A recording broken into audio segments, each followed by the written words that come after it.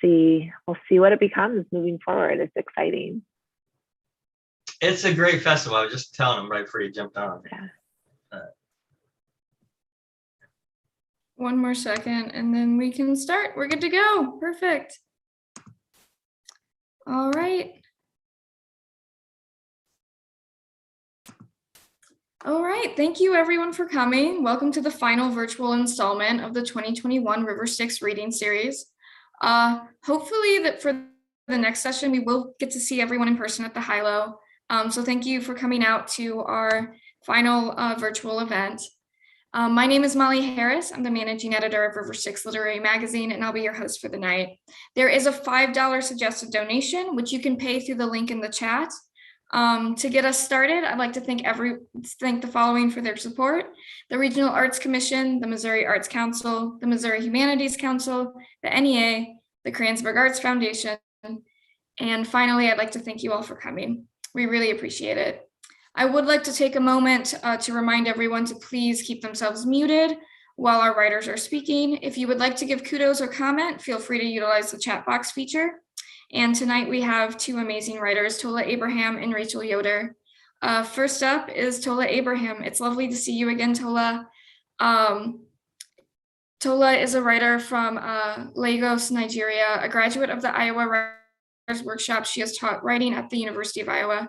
She recently published Black Sunday, and her fiction and nonfiction have appeared in Catapult, the Des Moines Register, the Nigerian Literary Magazine, and other places.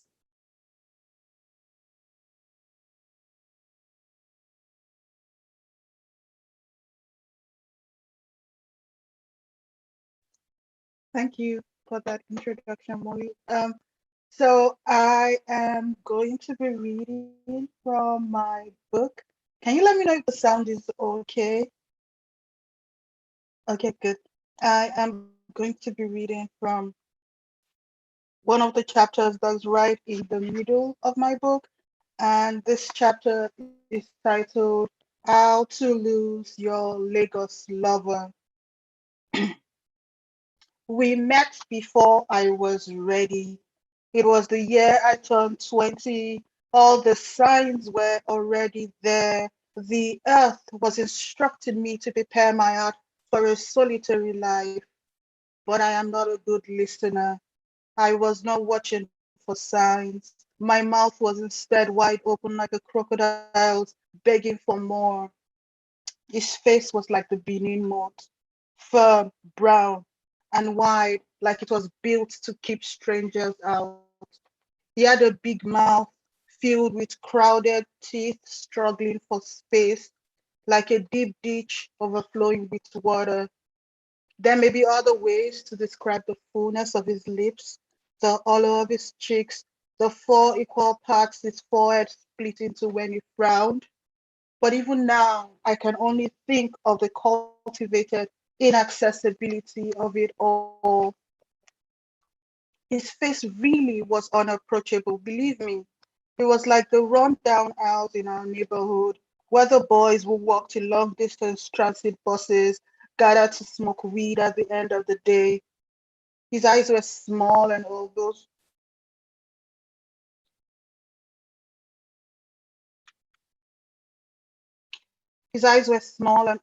red.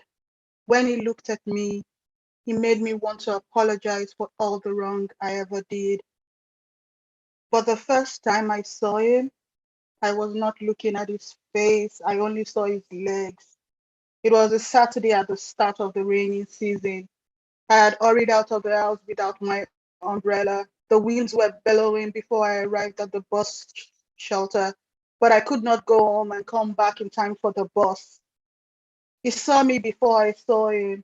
I felt the warmth of a gaze at the back of my neck, but when I turned in his direction, all I could see were those legs. I was wearing a happy dress and the wind was battling with it. I was gathering the tulle with my hands, tucking the skirts between my legs. His legs were thick and long and majestic, like the trunk of a leadwood tree. He must have noticed me staring at them, for he moved them with swiftness to my side, covering me beneath the shade of his umbrella. It was already raining. It really was only a light drizzle, but the drains around us were blocked with garbage. So soon my feet were soaked with murky water. He was looking at me, saying nothing, as I watched the water ruin my work shoes and caress his ankles. All those people waiting for the bus, sheltered under raincoats, umbrellas, polythene bags, all their noise, all their muttering about the morning crowd, about the clogged drains, about the lateness of the bus, about the unnecessary earliness of the Lagos rains, was nothing but the incidental music to my destiny. I waited until the fifth time I saw him to speak with him. When I did, it was to ask him if he lived alone. His name was Constantine, like the emperor, but I called him Abba for the city where he was born. He did not speak often of Abba, but to say, a man must go where the money is. Abba will be there when I get back. His mother was a fisher person. She was getting older, so she no longer went out to sea, but our boats did, and once a month, she sent him a basket of fish smoked in a coal oven. I never saw him shave, but he was always groomed in that way few Nigerian men are clean and only a little prickly with stubble. He would kiss me all over and my toes would twist with need. And when he slid into me, my mouth erupted in a tangy sweetness. He was from the river, so everything about him was full and wide. His nose wide like the ocean, his navel full as the deep blue sea. He walked at the wharf. He took the rapid transit bus to Apapa every day like I did. He did not believe in destiny, God, or the internet. But when I bent my elbows and knees, and when I lengthened my torso and stretched, he believed in me. I was becoming a grown-up woman. It was happening like my grandmother once said, a girl becomes a woman when she finds a man she will do anything for. I had found a man. I had taken a lover man for myself. My lover man did not laugh when I tickled. He did not cry when he was spent. He shuddered like a possessed man at the command of the exorcist, like he was expelling whatsoever joy was trying to lay hold on him. Okay, so I'm going to skip to um, just a few paragraphs to the page where um, the relationship ends. Okay, what is the morning? How did Oluwami make my morning like 10,000 mornings and my like nighttime like one unending night? One day, as I was walking to my business place, my bunch of keys in one hand, my letter opener in the other, I watched a woman who had my Abba's face printed on a white t-shirt that she wore cross over to the other side of the street. I stopped to let her walk ahead of me. The back of her t-shirt said, Gone but not forgotten, February 27, 1972 to May 22, 2005. She was one of those bony, shrunken women. And as she said her good mornings and how have you been to other pedestrians, her thin voice scratched my ears. I walked discreetly behind her for a couple of miles, wondering the least intrusive way to ask about the shirt that she wore. When she arrived at her destination, a store where she sold all types of phones, cell phones, and landlines. I waited a few minutes, then I walked in, acting like a customer in search of a new phone. She smelled like a store, like sawdust and mothballs and sunlight. When she replied to my greetings, her smile was weak and brief, her lower lip quivering after it ended. I complained about our prices, but she did not argue. One section of her store was dedicated to phone covers. I walked to that one, picking up a case that was both phone case and wallet, neon pink and blue.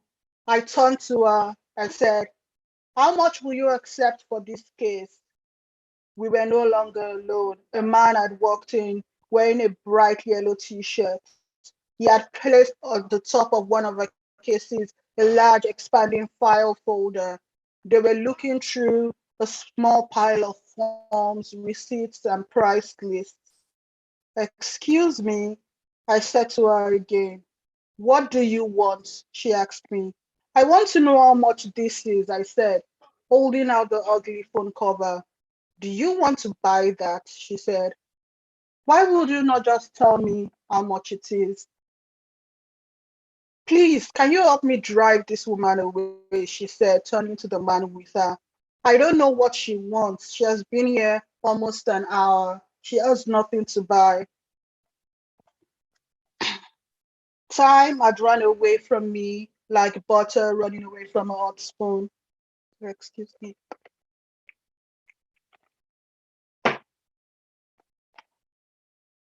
I'm sorry for wasting your time, I said. I just wanted to ask you a question. Please, who is that man on your shirt?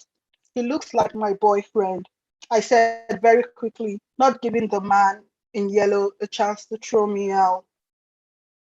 The storekeeper laughed for a long time. It was a sad laugh. When she spoke again, it was still to the man in yellow. You remember my brother Constantine, she said, the one we borrowed your company bus for to take his body to bury in Aba last October, she asked.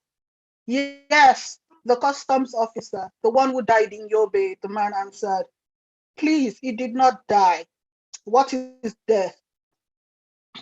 My brother was killed. He was shot right here by smugglers. She slapped the right side of her pelvic bone hard, pointing out where our Constantine was shot. Excuse me. The fat around her hip sounded soft, tender, firm, like the sound a cut of meat makes when the meat seller slaps it on the table in the market to convince you of its freshness. This useless government killed him with that stupid job and their stupid hospitals with no doctors. Is that how a grown man dies? Just like that. It was like I was standing outside my own body, watching it fall from the world's tallest building.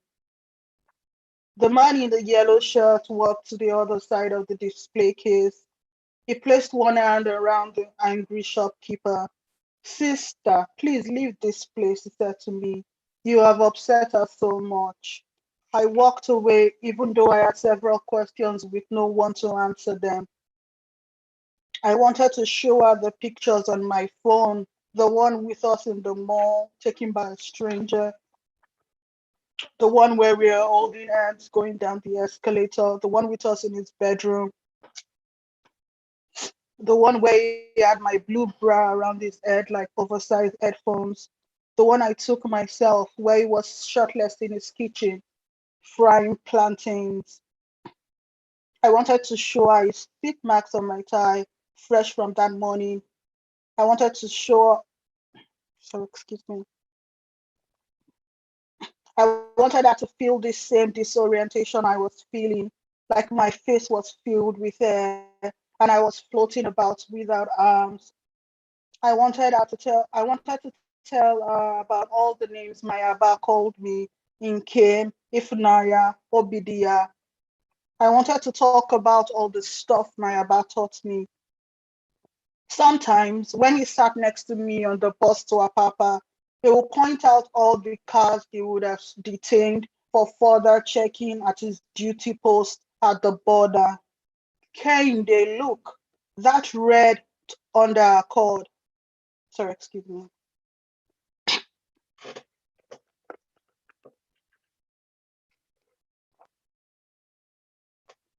Look, that red 1998 under Accord, why is it getting stopped? He would ask. Too old to be legally imported, I'll say quickly, even without looking at the car.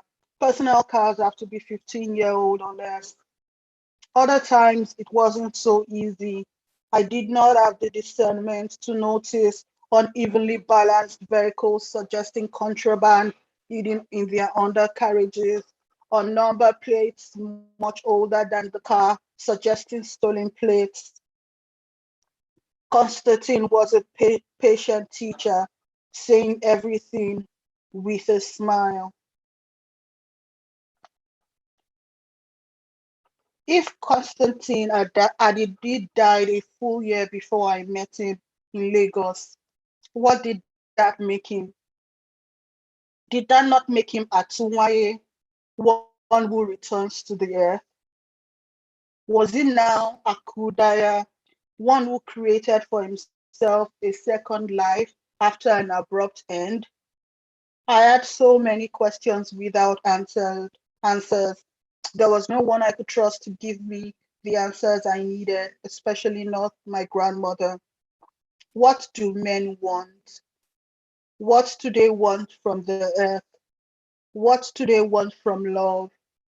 I think all men want to live like trees. I think they want to be rooted in the earth, growing indeterminately, first as tall as they want, and after that, as wide as their frames can carry.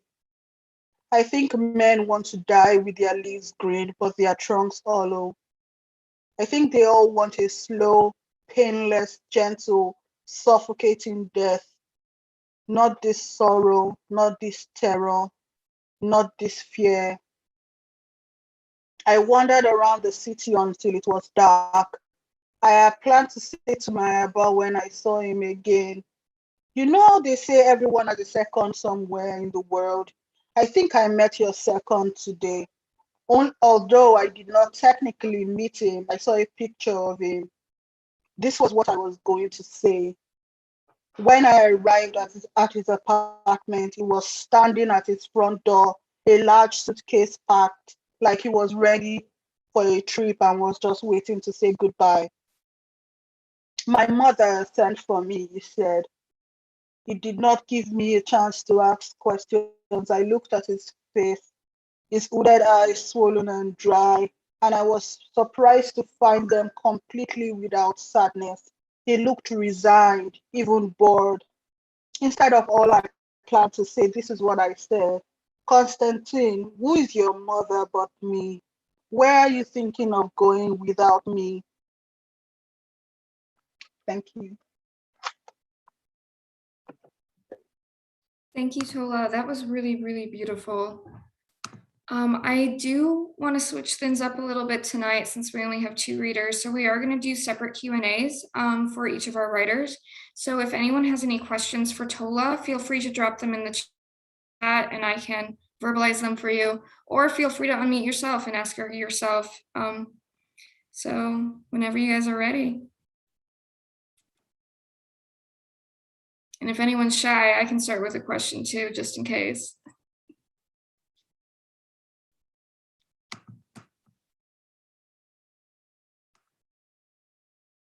All right, Tola. So I guess this will be my question. I feel like the pandemic has been obviously very impactful for a lot of people's like writing processes. So how has yours like changed, or do you think it's pretty much stayed the same throughout these past like 2 years that we've been living through? Yeah, that's a great question. I think that in terms of a lot has changed, but mostly in terms of motivation. Like I do not know about other people, but you know, when the world needed you know, people to help it or something, I, I kind of felt um at least at the beginning of the pandemic rather useless. You know, just wishing I had some skills or, you know, something that I could do to contribute and help people. But again, then I realized that a lot of the ways people got by and survived was, you know, being locked down, and everything was through books and through movies and through conversations with people. So I guess in some way I have a different type of appreciation for what it means to be a writer and my place in the world at this time, I think. Thank you. That was a very beautiful answer. I haven't quite viewed it like that before. It looks like we have a question from Megan in the chat. And she's asking, how do you construct your stories? How do scenes reveal themselves to you? I'm assuming through your writing process.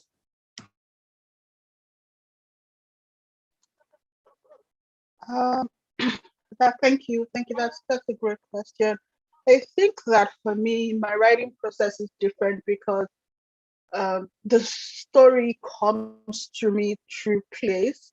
So I do not think of stories in terms of character as much as I think in terms of place. And so I think that in that way, scene and setting kind of come out of that, because if you start with a place or a room or a church or whatever, and then it's easy to have people and objects, interacting with that space, and that becomes a scene, I think, um, for me. But in terms of how do I construct my stories, I do not. I think the word construct is very interesting. I do not know that I purposefully, arrange scenes in any particular way. But I think I just try to move from what I know to what I would like to know. So, like I said, a story comes to me from place, and so maybe this is a conversation with two lovers in a bedroom, and when I imagine them, I think that they're about to break up, So I start from what I know, then I move to what I do not know why, who is initiating it, how these people feel about it, and all of those things. So I think that's how the story just becomes bigger for me. Thank you for that. It looks like we have one more. We have two more questions, and I think I'll maybe cap it at that, depending on if we get another one. But this is from Alicia. She asks, what do you find most challenging about the process of writing a novel, and how do you overcome the challenge?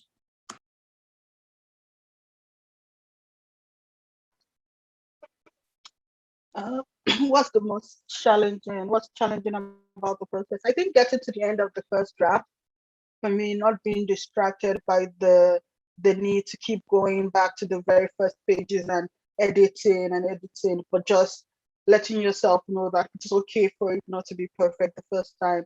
Just get to the end first. That's my biggest challenge. And how do I confront that? I don't know. I'm not doing a very good job, excuse me, of doing that right now, to be honest. I think that I just tend to obsess over the first few pages for like a year. But recently I heard something Zadie Smith said about a writing process, and it was very encouraging, because she said sometimes she would obsess over the first two pages, and then she'll write the entire book in 3 months, and I think that okay, maybe it'll work out that well for me. But I try my best, to give myself daily targets and say, okay, you need to move your story forward. But it's still a struggle for me, to be honest. It's a struggle every day. I think that as writers, I really do think that I feel like we all felt that in our hearts. But I have a question from Marnie, and she asked, I understand you are pursuing a graduate degree in journalism. Do you prefer writing nonfiction or fiction? Okay, I was when my book came out now, assistant professor at the University of Missouri St. Louis. About fiction or non-fiction, I think I prefer writing fiction. Fiction is it feels like there's almost nothing you can do with fiction. I like that. I like that the story can be supernatural. fantasy, science, all of those things. So I really enjoy writing fiction. Thank you. And it looks like I have one more final question from you, from Deanna. And she asked, how do studying, living, working in the United States affect your imagery, the relationships, and the landscape of your work? Okay, that's a very good question. I think that in terms of imagery, relationships, landscape, in terms of course, I would say immediately that the most obvious effect will be language. And it's not just the fact that I grew up in a country where we use British spelling and British words, and then I wrote a book that was first published in America, and I had to do all of that. But it's also a lot of the language of comparing and connecting. Sometimes you want to use all these metaphors that are deeply embedded in my culture, but you know that you might further alienate people that do not can't relate to any of those things. So sometimes you have to find a balance between being authentic and doing justice to your characters and their experiences, but also making your work somehow universally accessible. So but in terms of I think maybe that's imagery, but in terms of relationships, I do not know that that living in the United States in any way has affected the people I'm interested in, or the types of what I'm curious about. Maybe in some way, my experience at when I was getting my MFA at the Writers Workshop has probably sharpened my focus to, I think one of the great things about going to a writing program is you kind of figure out what type of writer you are, what exactly one or two, three things that you are passionate about. And so I think that I have a very, very focused, I'm a little bit more focused in the ideas of religion, that's Christianity versus African traditional religion, feminism, domestic experiences of women. So I think that I have a better focus on the types of stories I want to write. So. Thank you, Tola, and thank you for everyone who asked a question. Those were all very thought-provoking, and Tola, you gave like really, really good answers. To switch gears a bit, we do have our next reader for the night, and that is Rachel Yoder. Rachel is the author of Night Bitch, which has also been optioned for a film by Annapurna with Amy Adams set to star. She's a graduate of the Iowa Nonfiction Writing Program and also holds an MFA in fiction from the University of Arizona. Her writing has been awarded the Editor's Prize in Fiction by the Missouri Review, and with notable distinctions in the Best American Short Stories and Best American Non-Required Reading.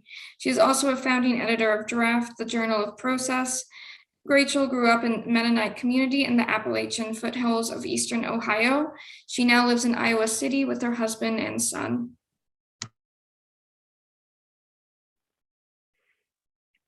Thank you so much. Can you guys hear me? All right, thanks so much, Molly. And thank you, Tola, for that absolutely beautiful reading. And I know you may need to disappear now to go teach and attend to your professorial duties, but it was just, such a treat, so wonderful to hear. So thank you for that. And thank you to Jason for inviting me to be here, and to everyone who's here. I'm actually going to give you a little context for my book before I start reading, because I like kind of hearing context before I hear someone read. So Night Bitch is a very personal book. Not that I ever thought that I was turning into a dog. Thanks, Tola.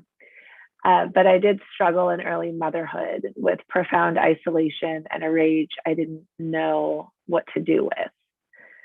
I did, however, love being a mom.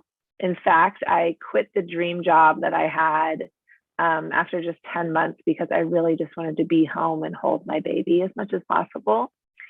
But the decision to drop out of the workforce was a really complicated one and a really fraught one. I had defined myself for 15 years as a writer. I had earned 2 MFAs. I had big career ambitions as both an arts worker and as an artist. Yet when I had a child, all of that got rearranged. And even more, it became really clear that our societal institutions, our cultural scripts were not set up or written to support mothers and motherhood. I was torn between this great ambition to realize lifelong career dreams and this great, overwhelming animal urge to be with my child. And these urges felt irreconcilable. So for a time, it was wonderful not to work, and I understood I was in a really privileged position to have this even as an option. But once the sort of baby dream wore off, I found myself almost 40, unemployed, a stay-at-home mom with no friends and no support, and I felt incredibly hopeless. I hadn't written a single word in over 2 years, and I allowed myself to consider that my worst nightmare might be true, that I just wasn't a writer anymore. Like, that time in my life had passed. And this is when I looked around and thought, how did I get here? Like, after being so careful my whole life not to end up as a housewife and a mom who felt really trapped, how had I still not been able to escape that story? I was really angry and I didn't know how to put that anger into words. So it was only after the 2016 election, which you might recall, that I started writing. I was so enraged by the election, but also by the years leading up to it, in which I had really abandoned myself and abandoned my dreams. And so that's when Night Bitch showed up, and she emerged as this searing, righteous voice, and really saved me. She showed me a way out of my situation that I thought was inescapable. And this book is really a testament to art and to the power of art. So that's where I'll start it. And I'll just read you a little bit about from the beginning, a little bit of the book. And it is about a one-time artist, a former artist turned stay-at-home mom who becomes convinced she's turning into a dog. You can also call it a werewolf mom book if you want. So here we go.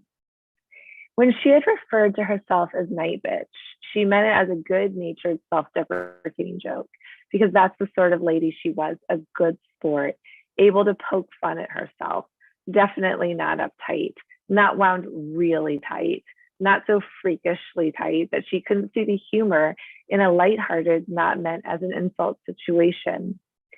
But in the days following this new naming, she found a patch of coarse black hair sprouting from the base of her neck and was like, what the fuck? I think I'm turning into a dog, she said to her husband when he arrived home after a week away for work. He laughed and she didn't. She had hoped he wouldn't laugh. She had hoped that week as she lay in bed wondering if she was turning into a dog, that when she said those words to her husband, he would tip his head to one side and ask for clarification. She had hoped he would take her concerns seriously. But as soon as she said the words, she saw this was impossible. Seriously, she insisted, I have this weird hair on my neck. She lifted her normal hair to show him the black patch. He rubbed it with his fingers and said, yeah, you're definitely a dog. To her credit, she did appear more hirsute than usual. Her unruly hair moved about her head and shoulders like a cloud of wasps. Her brows caterpillared across her forehead with unplucked growth. She had even witnessed 2 black hairs curling from her chin, And in the right light, in any light at all, to be honest, you could see the 5 o'clock shadow of her mustache as it grew back in after her last waxing. Had she always had so much hair on her arms, descending the edge of her jaw from her hairline? And was it normal to have patches of hair on the tops of your feet?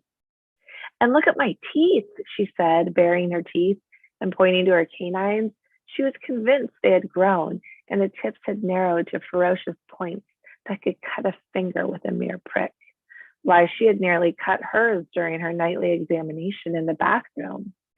Every night when her husband was gone and their son was happily playing with trains in his pajamas, she stood at the mirror and pulled her lips back from her teeth, turned her head from side to side, then tilted her head back and looked at her teeth from that bottom-up angle, searched the internet on her phone for pictures of canines to which she might compare her own, tapped her teeth with her fingernails, told herself she was being silly, then searched on her phone humans with dog teeth, searched do humans and dogs share a common ancestor, searched human animal hybrid and recessive animal genes in humans, and researched human animal genes legacy, searched werewolves, searched real werewolves in history, searched somewhat inexplicably witches, searched somewhat relatedly hysteria 19th century. And then, since she wanted to, searched rest cures and the yellow wallpaper. And she reread the yellow wallpaper, which she had once read in college, then stared blankly for a while at nothing in particular while sitting on the toilet, then stopped searching altogether. Touch it, she insisted, pointing to her tooth. Her husband reached out and prodded the tip of her canine with his pointer finger. Ow, he said, pulling his hand back and cradling it close to his body. Just kidding, he said as he held up an unscathed finger and waggled it at her face. Your tooth looks the same to me. You always think something's wrong with you, he said pleasantly. Her husband was an engineer. He specialized in quality control. What precisely this meant, the mother was not entirely sure. So he went around and looked at machines to make sure they were maximizing efficiency, adjusted systems to keep them humming along at higher frequencies. Sure, whatever. What she did was for feelings, condescending for intuition, and openly at talk supported scientific statistics. Man, a caring man, an man, very much. Just she was, after all, prone to doubling back things she once felt, come to feel differently about. She was prone to anxiety, to worry, chest that her heart might explode. She ran hot. She busy, or she to lie down and sleep. My well, is it really quiet? Yeah, you're kind of breaking up a little bit. I was just about to send you a message. You know, I am just over the speakers. Now, can you hear me? Yeah, that's a lot better. Thank you. So sorry about that, y'all. Okay, so let's see. She was prone to anxiety, to worry, to a sensation in her chest that her heart might explode. She ran hot. She buzzed. She either needed to keep busy or else she needed to lie down and sleep. Her husband, on the other hand, needed nothing whatsoever. No wonder then that they deferred to his judgment, to his good, level-headed judgment, his engineer's evenness. Of course, there was nothing wrong with her. This she told herself as they lay in bed, their child between them, asleep and wedging his toes beneath her leg. I think I should sleep in the guest room, she whispered to her husband. Why? He whispered back. I get so angry now. At night, she said. He didn't respond. I think I just need a good night's sleep, she added. Okay, he said. She rolled from bed without a sound and felt her way down the stairs and tucked into the clean sheets of the guest bed. She rubbed the patch of coarse hair on the back of her neck to soothe herself, then ran her tongue over the sharp edges of her teeth. And this way she fell into a thick and unbothered sleep. And I'll just pause there. Thank you, Rachel. You did great. You were fine through the little bit of it. Yeah, sorry. Oh my God, don't even worry. Like, it happens more often than you think. Like, do not worry. So we are going to open it up to another Q&A for Rachel. So if anyone has any questions, you guys can drop them in the chat, or I can always start again. I do have a question, so I'll give you guys a chance though, in case anyone wants to say anything. All right, I'll go first. Rachel, what I really enjoyed about the excerpt that you read is that you use almost like absurdist humor in such a great way. So when you're like writing such a serious piece and you're handling all these like large and heavy emotions, how do you think the humor balances it out? Or like, do you think it like naturally goes hand in hand? Yeah, I mean, I think, yeah, humor and anger are such great bedfellows. I think for Night Bitch, the way that her voice came out, she was so full of rage that you couldn't sustain that without some sort of release, right? Both for me as the writer and also for a reader. And so it's this constant process, right, of her anger building up and then releasing with some sort of like sarcasm or joke or undercutting it or self-deprecation. And I think for the character, that's really like a coping, the way that she's been coping, and it's been a coping mechanism. And it's only when she starts to get into like a more sort of earnest space that she's able to, I don't know, like it's this weird movement from sort of like rage and humor into something where she like lets go of the rage and is able to like be earnest and earnestly say like what she desires, and then like doesn't need the humor maybe as much. Yeah, so it was, I mean, it was really fun when it sort of arrived on the page, the sort of explosiveness of it with like the pops of humor too. Thank you. Any other questions from the audience? I know we lost a couple. I think they were Tola's students. I think they left with her. But just a double shout out. Rachel literally just got off a plane and Tola immediately left to go teach a night class. So shout out to both of our readers for really coming through tonight. All right. Okay. I have a question for you from Marnie. All right. Let me look at the one from Marnie. Was writing the character cathartic for you as a mom? Is what Marnie asked. Marnie, yes, indeed it was. I don't know if you're a mom, but it was especially cathartic because not only cathartic as a mom, but also as an artist, because I hadn't written in 2 years and was very terrified that it just maybe the urge was gone and was never going to come back. And so, I mean, the project did really begin as, you know, just like a bunch of bad ideas that I was just writing for my own, you know, catharsis or whatever. I had this idea of Night Bitch, which seemed, and like a werewolf mom book, which seems like a horrible idea. Like, first of all, I didn't want to write a mom book, and second of all, a mom that turns into a dog seemed like an even worse idea. But then I thought, well, it also seems really funny, and like there could be some interesting things could happen in it. So why don't I just try? And yeah, especially the first, there's sort of like a first act of the book. And that whole first act was very cathartic. After that, it got a little bit more like, okay, I'm writing a novel now. I need to think about what happens next and who the characters are going to be and what the narrative, you know, like what the arcs are going to be. yeah, the first part of the book did really kind of just come out as a sort of catharsis. That I don't understand that. I'm 26, but I really I was about to say I get it, but like you describe it very well. I do. Does anyone have any other questions? Because if not, I will say, Rachel, you do have some very, very kind comments in the chat if you want to scroll through them. From Marnie and Deanna, they both those have are very great. nice.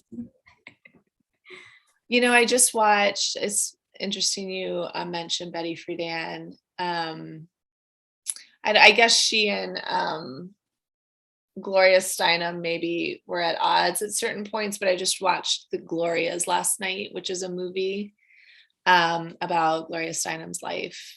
And it was so interesting that before I was even born, all of the stuff that I'm writing about in Night Bitch, about childcare and about, you know, the value of domestic work and on and on and on, all of that was being talked about and was, you know, part of the Equal Rights Amendment. And it's not like any of like this rage is new. This is like generational rage. And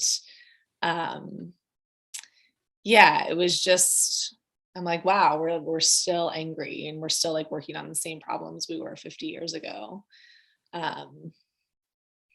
Yeah, so maybe if we keep like writing and keep working on it, we'll, you know, we're getting closer. But it was just interesting to see that conversation is ongoing. I feel the rage for sure. I think a lot of people do right now. Perfect. So thank you everyone for coming. Just a reminder that all of our writers' books are available through our bookshop. I dropped the link earlier, but I'll drop it in the chat again. Make sure you support both Rachel and Tola. They both just came out with these novels, so definitely pick them up. Share the love. And just heads up, this will also be available on our YouTube as well, so feel free to share it later. And I'm excited to see you guys in the new year and let's see what 2022 brings. Thanks, everyone. All right.